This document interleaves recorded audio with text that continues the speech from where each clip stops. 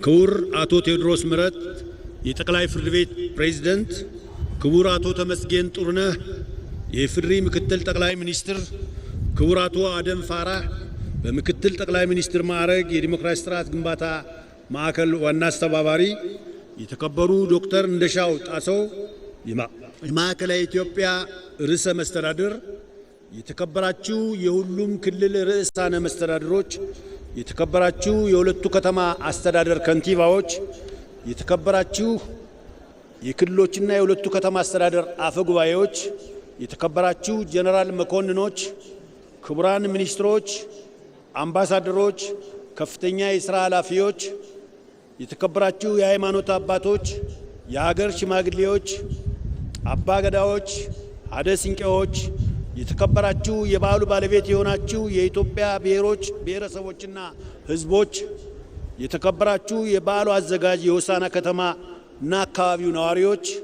የተከበራችሁ የበዓሉ ተሳታፊዎችና ታዳሚዎች፣ ክቡራትና ክቡራን፣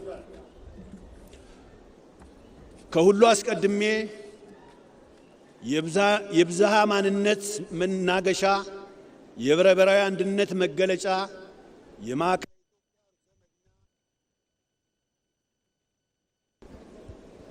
የማዕከላዊ ኢትዮጵያ ርዕሰ የታታሪ ህዝቦች መፍለቂያ በሆነችው በለምለሟ በውቢቷና በደማቋ ሆሳዕና ከተማ ተገኝቼ ይህን መልእክት እንዳስተላልፍ ዕድል ስላገኘሁ የተሰማኝን ልባዊ ደስታ እየገለጽኩ እንኳን ለ20ኛው የኢትዮጵያ ብሔሮች ብሔረሰቦችና ህዝቦች በዓል በሰላም አደረሳችሁ አደረሰን ማለት እፈልጋለሁ። የኢፌዴሪ ፌዴሬሽን ምክር ቤት የብሔሮች ብሔረሰቦችና ህዝቦች በዓል እንዲከበር ሲወስን የብሔር ብሔረሰቦችና ህዝቦች እርስ በራሳቸው እንዲተዋወቁ፣ ባህላዊ እሴቶቻቸውን፣ መልካም ተሞክሮዎቻቸውንና ልምዶቻቸውን እንዲለዋወጡ፣ ህብረ ብሔራዊ ዲሞክራሲያዊ አንድነታቸውን እንዲያጠናክሩ፣ ለዘላቂ ሰላም፣ ለአገረ መንግስት ግንባታ፣ ለፈጣን ልማትና ኢኮኖሚያዊ እድገት በጋራ እንዲቆሙ ማድረግ የሚሉት መሰረታዊ እሳቤዎችን ታሳቢ በማድረግ ነው። ባለፉት 19 ዓመታት በኢፌዴሪ ፌዴሬሽን ምክር ቤት አስተባባሪነት በክልሎችና በከተማ አስተዳደሮች አስተናጋጅነት በዓሉ መከበሩ በህብረ ብሔራዊ አንድነታችን ላይ ውጤቶች እንዲመዘገቡ ሆኗል።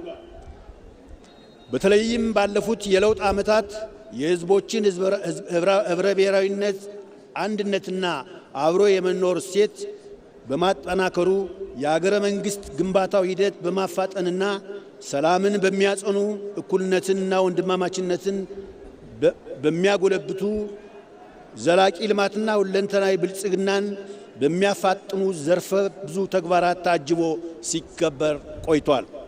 የዘንድሮ የብሔር ብሔረሰቦችና ህዝቦች ቀን የጋራ ትርክት ውጤት፣ የአንድነታችን ምልክትና የቁጭታችን መገለጫ፣ ዳግማዊ አድዋችን የሆነው ታላቁ የኢትዮጵያ ህዳሴ ግድባችን ባስመረቅንበት፣ የኢትዮጵያ የማንሰራራት ጉዞ እውን ለማድረግ አበርክቷቸው የጎላ የሆኑት ሜጋ ፕሮጀክቶች ጅማራቸው በተሰበሰረበት ማግስት የሚከበር መሆኑ፣ እንዲሁም በታሪክ ሂደት የተፈጠሩ አገራዊ መዛነፎችን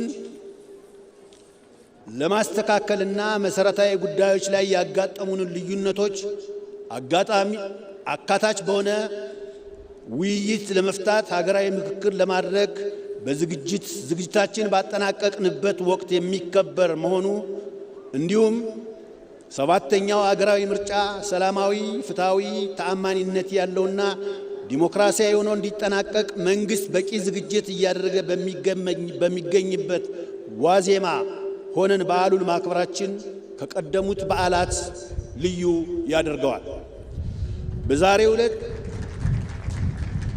ዕለት 20ኛውን የኢትዮጵያ ብሔሮች ብሔረሰቦችና ህዝቦች በዓል ዲሞክራሲያዊ መግባባት ለህብረ ብሔራዊ አንድነት በሚል መሪ ሐሳብ እያከበርን ያለነው ይህ የማጠቃለያ በዓል በህብረ ብሔራዊ አንድነት የደመቀ ብዝሃነት ማንነታችንን ለዓለም ገልጸን የምናሳይበት፣ ሁሉም ማንነቶች እኩል የሚስተናገዱበት እውነተኛ የፌዴራል ስርዓት በመገንባት ሂደት አዲስ የታሪክ ጥፋት ላይ መሆናችንን የምናስገነዝብበት ከኩስመና ዘመን ወጥተን ወደ ማንሰራራት፣ ከቁዘማ ወደ መነቃቃት፣ ከጨለማ ወደ ተስፋ ብርሃን የምንሸጋገርበት የተሸጋገር መሆኑን የምናስመሰክርበት በዲሞክራሲያዊ መግባባትና በመፈቃቀር ላይ የተመሰረተ ህብረ ብሔራዊ አንድነታችንን ጽኑ መሰረት ላይ ለማቆም የማያወላውል እምነት የማይቀለበስ አቋም ያለውን መሆናችንን የምናረጋግጥበት በመከባበር በመደጋገፍ በእኩልነትና በአንድነት አብሮ የመኖር በጋራ የመልማት ቃል ኪዳናችንን የምናድስበት ቀን ላይ ሆነን የምናከብረው በዓል ነው። የጋራ ቤታችን መሰረት ሳይናጋ እንደጸና ለማኖር ከጋራ ታሪካችንና እሴቶቻችን የተቀዳና ብዝሃነታችንን የሚያገብር የጋራ ማንነት ሊኖረን ይገባል። ይህንን የጋራ የሆነ ኢትዮጵያዊ ማንነት ለማጽናትና የህዝቦችን የዘመናት አብሮነት እንደተጠበቀ ለማዝለቅ በብሔራዊነት ላይ የተመሰረተ አሰባሳቢ ትርክት መገንባት ያስፈልጋል።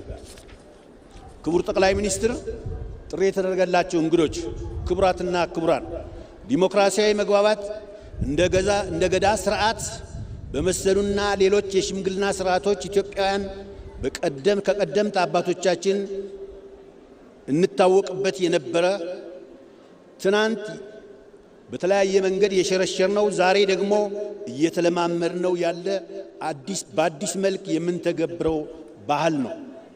ይህ ስልጡንና ምጡቅ አካሄድ ችግርን በዘላቂነት ለመፍታት ለአካታችነት፣ ለአሳታፊነት፣ ለምክክር፣ ለድርድር፣ ለሰጥቶ መቀበልና ለስምምነት የቅድሚያ ይሰጣል።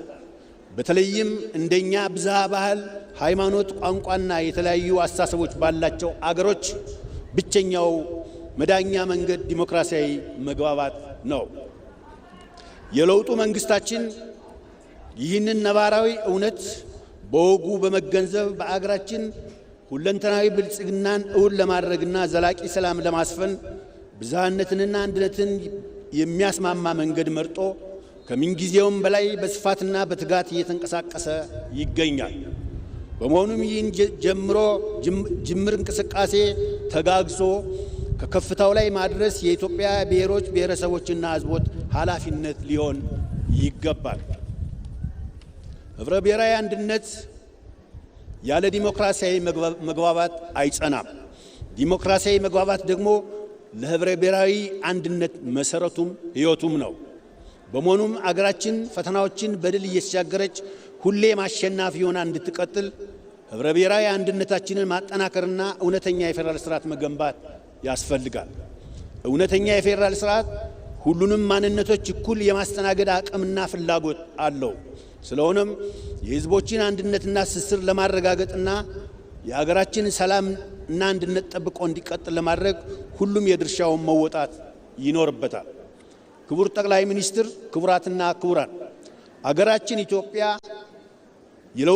በለውጡ መንግስታችንና በብልጽግና ፓርቲያችን አመራር ወደሚገባት ከፍታ ለመውጣት የማንሰራራት ጉዞዋን ቀጥላለች። ጀምራ የማጠናቀቅ አቅሟም አጠናክራለች።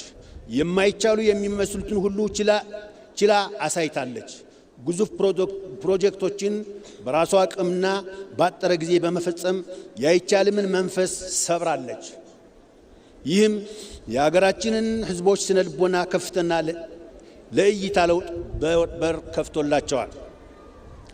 ይህ ግለት ሳይበር በማስቀጠል የኢኮኖሚ ሉዓላዊነታችንን ለማረጋገጥ ሜጋ ፕሮጀክቶችን ጀምራለች። ብሔራዊ ጥቅሟን ለማስጠበቅ የዲፕሎማሲ ስራዎቿን እያከናወነች ትገኛለች። ይህ ሁሉ ጥረት በውጤት ተጀምሮ በስኬት የሚቋጨው በሁለንተናዊ መልኩ ስንተባበር፣ ሐሳብ ስናዋጣ፣ በአንድነትም ስንቆም ብቻ ነው። በመሆኑም ሁሉም የኢትዮጵያ ብሔሮች ብሔረሰቦችና ህዝቦች በተሰማራንበት ሙያ ሁሉ በምንችለው አቅም ለሀገራችን ከፍታና የለውጥ ጉዞ የበኩላችንን እንድንወጣ ቃል ኪዳናችንን እንድናደስ በዚህ አጋጣሚ ጥሬን ማስተላለፍ እፈልጋለሁ። የለውጡ አንደኛው ፍሬ የሆነው የማዕከላዊ ኢትዮጵያ ክልል መንግስትና ነዋሪዎች 20ኛውን የኢትዮጵያ ብሔሮች ብሔረሰቦችና ሕዝቦች ቀን አዘጋጆች መሆናቸውን ካወቁበት ጊዜ ጀምሮ ስኬታማ በዓል ለማዘጋጀትና እንግዶቻቸውን በተለመደው ወግና ባህል ተቀብለው ለማስተናገድ ሁለንተናዊ ዝግጅት ሲያደርጉ ቆይተው ይኸው ለዛሬዋ ቀን በቅተናል። በባለቤትነት ስሜት በታላቅ ህዝባዊ ንቅናቄና መነሳሳት ጊዜያቸውን፣ ጉልበታቸውንና ገንዘባቸውን ሰውተው በዓሉ ሰላማዊና ስኬታማ እንዲሆን ከፍተኛ አስተዋጽኦ አድርገዋል። የክልሉን መንግስትና መላውን የክልሉን ህዝብ በራሴና በኢፌዴሪ ፌዴሬሽን ምክር ቤት ስም የላቀ ምስጋና እንዳቀርብላቸው ይፈቀድልኝ። በዓሉ ከሁሉም በላይ የተጀመሩ ስራዎችን በአጭር ጊዜ የማጠናቀቅ አዳዲስ የልማት ስራዎችን የመቅረጽና የቱሪዝምና የኢንቨስትመንት ሀብቶቻችንን የማስተዋወቅ ወዘተ የዚህ በዓል ትሩፋት እየሆነ መጥቷል። የማዕከላዊ ኢትዮጵያ ክልልም ይህንኑ ተሞክሮ በማስቀጠል አሁን የተሰበሰብንበትን ስታዲየም በአጭር ጊዜ በመገንባት የርዕሰ መስተዳድሩን ቢሮ በመገንባት የከተሞችን የኮሪደር ልማትና ሌሎችን መሰረተ ልማቶች በአጭር ጊዜ በመገንባት ህዳር 29ን ለዘላቂ ልማት መሳሪያነት ክልሉ ተጠቅሞበታል። የማዕከላዊ ኢትዮጵያ ክልል ርዕሰ መስተዳድር ክቡር ዶክተር እንደሻው ጣሰው እና የክልሉ አመራሮች እንዲሁም የተቋቋሙ የዝግጅት ኮሚቴዎች ከፌዴሬሽን ምክር ቤት ጋር ተናበው በመስራታቸው በቂና አስተማማኝ ዝግጅት ለማድረግ አስችሏቸዋል። በዚህ አጋጣሚ በዚህ ሂደት የተሳተፉ አካላት በዓሉን ስኬታማ ለማድረግ ላደረጉት ያላሰለሰ ጥረት በፌዴሬሽን ምክር ቤትና ምክር ቤቱን በወከሉት ብሔር ብሔረሰቦችና ሕዝቦች ስም ከፍተኛ ምስጋና ላቀርብ እወዳለሁ። በተጨማሪም ይህ በዓል እንዲህ አምሮና ስኬታማ ሆኖ እንዲካሄድ በአብይና በንዑሳን ኮሚቴዎች ተደራጅታችሁ ሌት ተቀን ለደከማቸው አደረጃጀቶችና ግለሰቦች፣ በሐሳብ ላገዛችሁ ምሁራን፣ በገንዘብና በአይነት ድጋፍ ላደረጋችሁን የልማት ተቋማትና ሌሎች አጋሮቻችን እንዲሁም በዓሉ ያለምንም የጸጥታ ችግር እንዲጠናቀቅ እየተጋችሁ ላላችሁ የፌዴራል የጸጥታ አካላት ማለትም የብሔራዊ መረጃና ደህንነት አገልግሎት፣ የፌዴሪ መከላከያ ሚኒስቴር፣ የፌዴራል ፖሊስ፣ የጠቅላይ ሚኒስትር ጽሕፈት ቤት በሙሉ ከልብ የመነጨ ልባዊ ምስጋናዬን በምክር ቤታችን ስም ላቀርብላችሁ እወዳለሁ። ከመላው ሀገራችን ብሔር ብሔረሰቦችና ሕዝቦች ተወክላችሁ የቀረባችሁ የባህል ትርኢት አቅራቢዎች፣ የሕፃናትና ሰርከስ ትርኢት አባላት በብዝሃነታችን ውስጥ ያለውን ውበታችን ደምቆ እንዲወጣ ህብረ ብሔራዊ አንድነታችን ፈክቶ እንዲታይ በአጠቃላይ በዓሉ ልዩ ውበት እንዲላበስ አስችላቸዋልና ምስጋና ይገባቸዋል።